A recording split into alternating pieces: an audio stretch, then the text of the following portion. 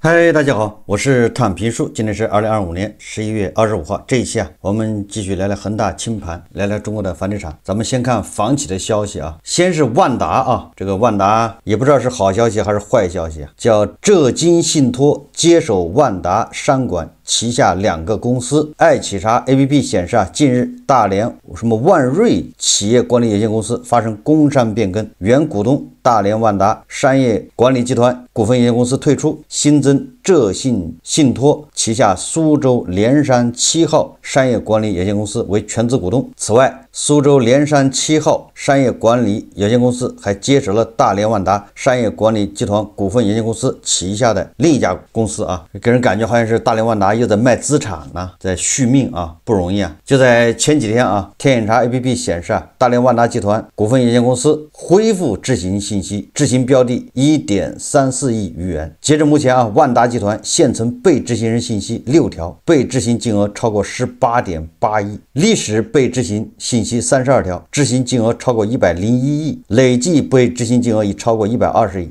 還有一個訴訟對吧，還沒結束呢，就是萬科告萬達，那個涉及50億也就是萬達還在苦的掙扎這個萬達它的經營狀況到底怎麼樣，我們也不得而知因為它不是上市公司，它披露的那數據也只能參考。我們可以看看這個大悅城，大悅城是妥妥的央企嫡系，是中粮集團下面的。11月24日，大悅城地產發布公告稱，其退市相關計劃已於11月21日獲法院認可，公司退市相關計劃將於11月27日生效。大悅城地產會通過回購股份的方式實現退市，回購股價為 0.62 港元每股，總規模 29.32 億港元，也就是大股東掏這麼多錢出來，把公众股的股票都買回來，一股 0.62 港元，實現这個大悅城退市。這個是香港的大悅城地產那這個大悅城地產退市以後這個 A 股的叫大悅城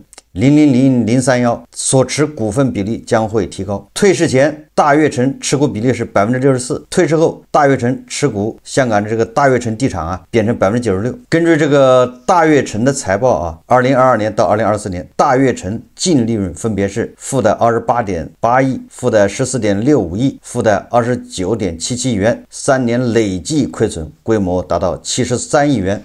這個大悅城連虧3年。大悅城我記得在北京還比較火西單有個大悅城，然後那個朝陽那個青年路那兒吧，十里鋪那兒或者叫青年路那附近有個大悅城，還哪兒有大悅城呢？總之就是大悅城這種商業地產對吧，它到哪兒是個商業中心嘛，對吧？年輕人約着見面或者逛街什麼的就容易約這個大悅城。那類似的地產還有這個就是萬達嘛，還有這個3、4線城市都叫五月廣場、新城地產的新城股份開發的。央企大悅城連虧3年，你就知道萬達和什麼五月廣場他們經營狀況，他們難道比央企還好多少嗎？好不了多少只會更差。這就是萬達的王老板面臨的局面，就是他所有的萬達廣場他還有400多家吧，他賣不掉都是燙手的山芋，這不賺錢呢。你看看大悅城人家都退市了，連虧3年，你說這樣的資產誰敢要？你買回去之後你每年還往裡這個墊錢還燒錢，這個窟窿多大還不知道，你開1年賠1年。所以從這個大悅城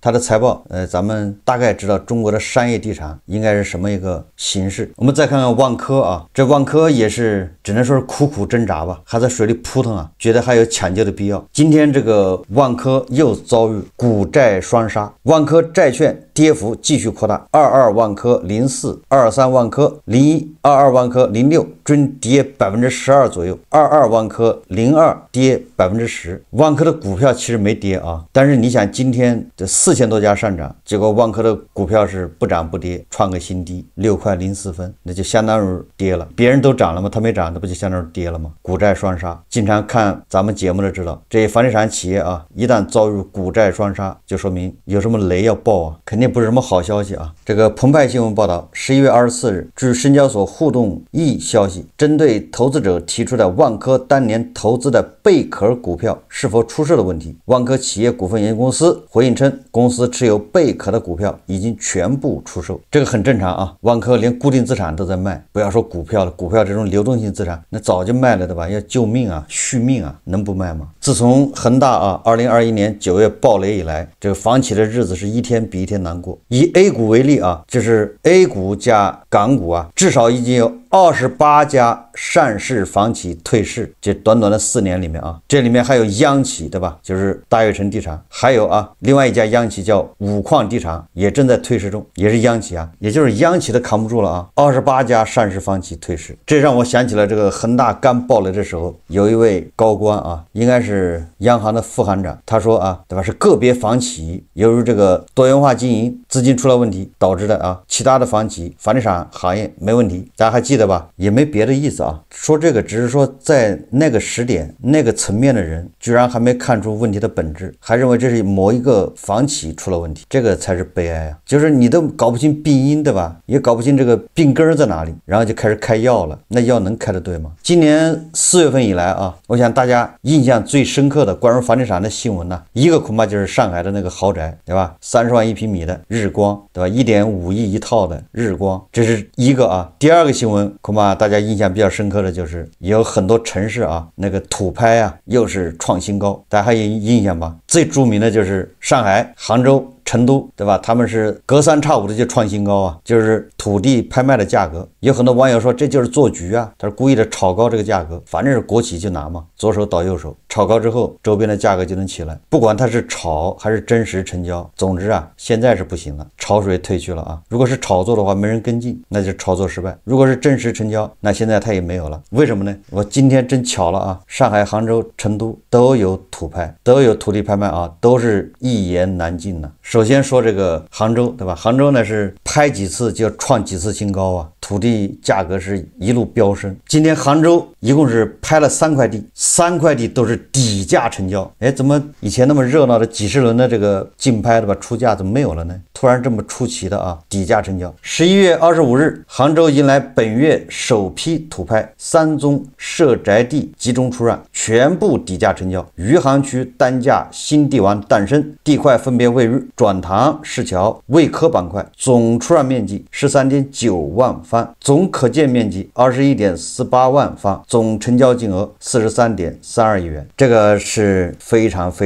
不可思議，說明這個杭州的土地啊市場一下冷下來了。4月份、5月份，杭州地王頻出啊，本來是個好事啊，但很可惜房價跟不上，房價衝不上去啊。為什麼這麼說啊？首先第一個，它3塊地都是底價成交，就沒有人去競拍，你底價成交的感覺就是，对吧？這是任務啊，交給誰了？這第一個。第二個呢，有人說，那你餘杭你看看創新高了，不能看創新高啊，創新高是你爭我搶，对吧？3個人我們互相出價，那是真金白銀，對不對？願意出這個錢把它買走。你這個創新高呢，但沒人出價，他這個創新高啊，你有可能他這個叫低密度啊，簡單地方是建別墅，我這舉例子啊，那你的價格肯定高啊，對吧？你是建20層的，對吧？30層的住宅樓，那你地價就沒有那麼高啊，對吧？你這是建2層的小別墅，所以說啊，杭州的土拍涼了，都是底價成交。華豐地塊，有很多人看這是萬科拿地的啊，實際上不是啊，實際上是人家國企拿地，萬科是代建，萬科是給人打工的，拿地是安居集團，所以說的好聽一點叫聯合拿地。就萬科目前這樣子吃了上頓沒下頓的，他還有錢去拿地，瘋了差不多，沒人去競拍，底價拿地，至少說明開發商完全頭腦冷靜了，開始謹慎。那杭州的那個濱江集團怎麼不出手啊？濱江集團不是一直逆風飛揚嗎？對吧？這個餘杭區這麼好的地塊，還有未來科技城的，為什麼不拿了呢？手上拿的炸彈太多了，實在拿不了了。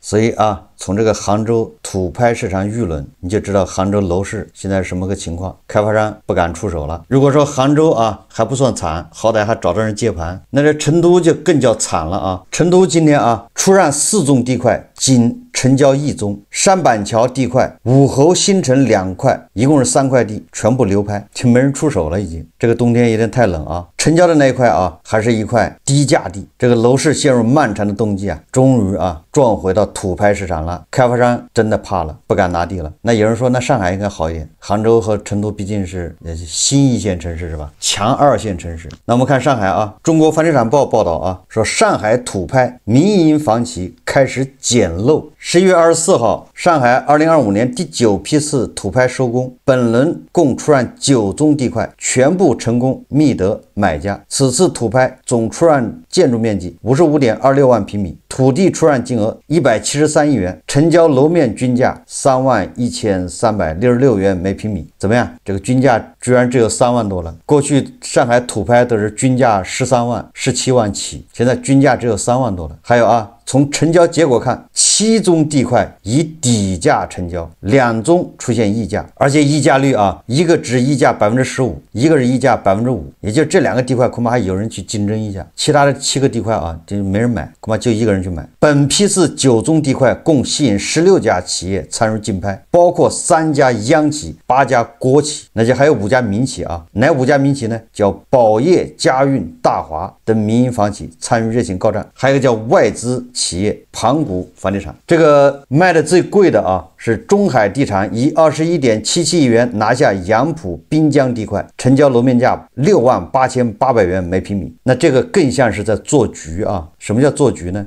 這個楊浦滨江地塊啊，本來是有2家央企報名，一個是中海，一個是保利。結果臨時拍的时候啊，保利居然一閃身跑了，这個賣拐一樣的，跟那賣拐小品是一模一樣的啊。臨時人家保利直接說不拍了，所以這個地啊就只好給了中海，你不要也得要，保證金交了。你說這個地如果真的很賺錢的話，他能不要嗎？害怕了，央企的害怕，小心謹慎啊。這個媒體報道啊，這個是中國房地產報報道的，一向重金布局上海的央企4大金剛，中海、招商蛇口、華潤置地、保利發展。此次除中海地產報名1宗地塊外，其餘3家均告缺席，央企也不在上海玩了，也不是不再玩了，就謹慎了吧，至少对吧？結果中海還是讓人閃了一下啊，要不然中海本來去敲邊鼓的是吧？結果這一下地還到他頭上了，你說他找誰說理去？今年前10月，上述4大央企在沪拿地金額已近1000億元，真的是吃不下了，吃了太多了，不消化了。上海的地再好也不能這麼吃啊！這4家央企啊，已經在上海拿地超過1000億，就這前10個月，終於吃不下了。正因為央企啊謹慎，所以民企才跑去撿漏啊。平常拍賣民企都不敢參與啊，對吧？人家央企有的是錢，財大氣粗的，央企都謹慎了啊，所以民企才有機會。當然有人說啊，這因為這個地塊啊不是核心地塊，是啊郊區的，不管是哪兒的啊，至少說明這個現在央企國企已經變得小心翼翼，連上海都已經開始謹慎了，对吧？杭州更謹慎，成都直接流拍，這個可是啊，今年啊1到10月份當紅炸子雞是吧？每次土地溢價，地王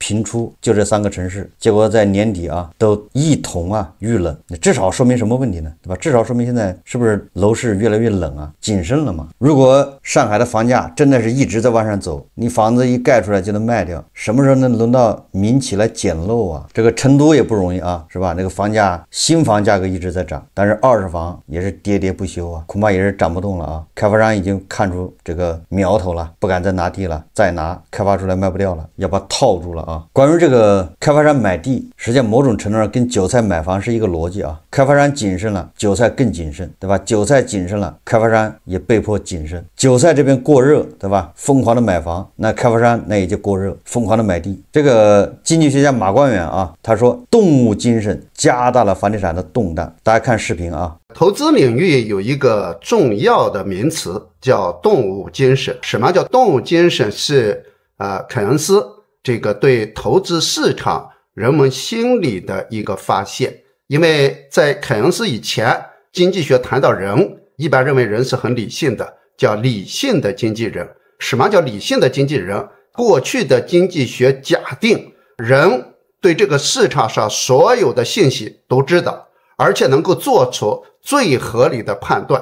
很顯然，這個假設是非常傻的，因為大家知道，在投資市場上，在經濟市場上，第一個，信息並不是大家都能知道；第二個，面對不同的信息，大家都會做出不同的反應。所以為什麼人類經濟走到今天為止，出現了一個又一個的經濟危機，在資本市場上出現了一個又一個的泡沫破滅，包括房地產市場。原因在什麼地方？就是人是不理性的。人的不理性，凱恩斯把它總結成什麼叫動物精神？就是不理性。你比如說，當大家樂觀的時候，比如說对一個事，現在比如說我們講中國的房子，大家都樂觀的時候，會認為一直往上漲，你也買房，他也買房，大家都買房。而且這種樂觀的情緒會傳染。那麼這種傳染叫什麼？叫群體效應，或者叫羊群效應。也就是說，你樂觀會影響別人，別人的樂觀又會影響你，大家一塊兒去幹一件事，最後把這件事幹到極端。那金融市場上資產價格總會有這種非理性的表現出現，所以我們經常會看到一個投資品，它漲的時候會漲得非常嚇人，會漲過頭。那本來比如說如果它一個正常價格，它的正常價格是20塊錢，可能因為後面动物精神的這种推動，一下漲到200塊錢。一個東西反過來也是一樣的，比如說當大家悲觀的時候，悲觀的情緒也會傳播。比如說當你認為房價要跌的時候，他也認為要跌，這種悲觀的情緒具有傳染性。当大家都悲觀的時候，意味着什麼？房價也會跌過頭。所以為什麼我們一直講，就是說每個市場都有一個均衡。我們去觀察那些指標，你會發現很多指標反應過度了。但是反應過度以後，為什麼還停不下來？因為有動物精神。所以這幾年經濟學越來越接近現實的一個原因在什麼？就大家不再認為人是理性的那個假設是很傻的，那是非常非常不理性的一種假設，對嗎？人有這個悲歡，有喜怒哀樂，對嗎？人有情緒反應，人有動物精神，這才是正常的。這是導致經濟出現危機、出現泡沫、投資市場過熱或者過冷的最根本的原因。所以我覺得研究投資一定要研究人的心理。所以這幾年其實我們看到經濟學，比如說行為經濟學、心理經濟學，甚至有變態經濟學，甚至有神經經濟學等等，這些分支的出現，讓經濟學的假設越來越接近現實。所以當我們看到市場上一些東西一旦價格下跌的時候，会非常嚇人的時候，這背後就是這種悲觀情緒的傳染。那所以我們會聽到很多名詞，羊群效應動物精神等等，這是正常的。因為面對一個投資品，大家都會反應過度。今天當我們面對中國房地產，當我們面對中国股市的時候，你會發現動物精神無處不在。所以大家為什麼會看到在投資市场上出現一幕一幕的悲劇？根本原因在什麼地方？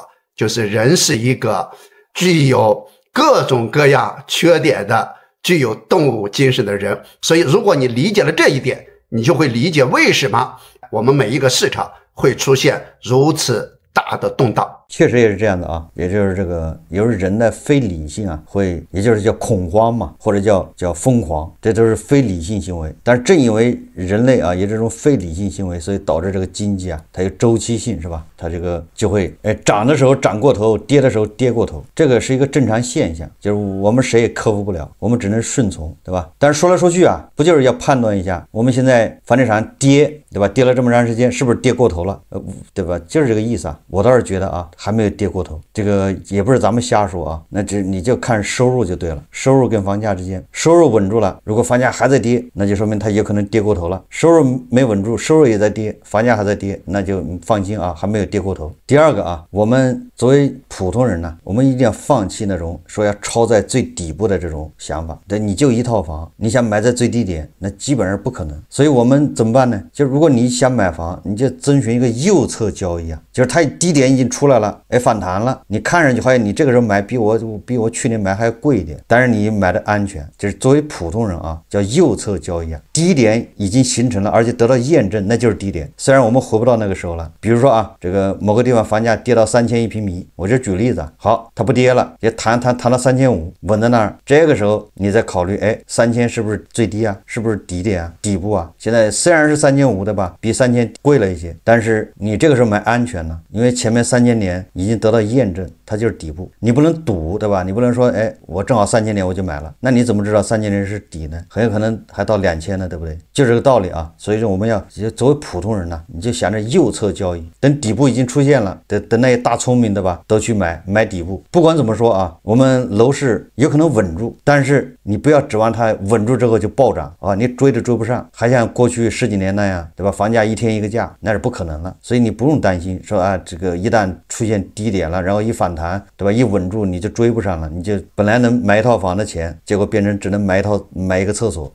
這個時候啊，這在10幾年前是這樣啊，對吧？現在是不會了，未來也不會，因為方方面面都不支持啊，对吧？人口也在下降。10幾年前是這樣的啊，你千辛萬苦啊，湊了一點錢，本來是可以買一套房的，結果你耽誤了一下啊，是吧？猶豫了一下，過2年再買的時候，你只能買個廁所。這種時候已經過去了啊，不會再有。這個網上啊，也有流傳一個研報啊，說北京50城二手房掛牌量，它這個截圖顯示啊，50個城市二手房掛牌量已回升至歷史峰值水平，達到440萬套。這什麼概念？很有可能啊，受那個銀行直接賣房，還有地方国资委也賣房，再加上不是傳言那個房地產稅要出嗎？所以很多人啊，嚇得趕緊把房子掛出來賣吧。我在想啊，上海、杭州、成都的土拍遇冷，再加上这個你看二手房掛牌量又達到歷史峰值，說明什麼？你再結合一下經濟學家馬關遠說的非理性，所以我們隱隱約約可以得出個結論呢，可能後面恐怕要恐慌加速下跌啊，那你只能這麼認為啊，這麼多掛牌量，這麼多人要賣，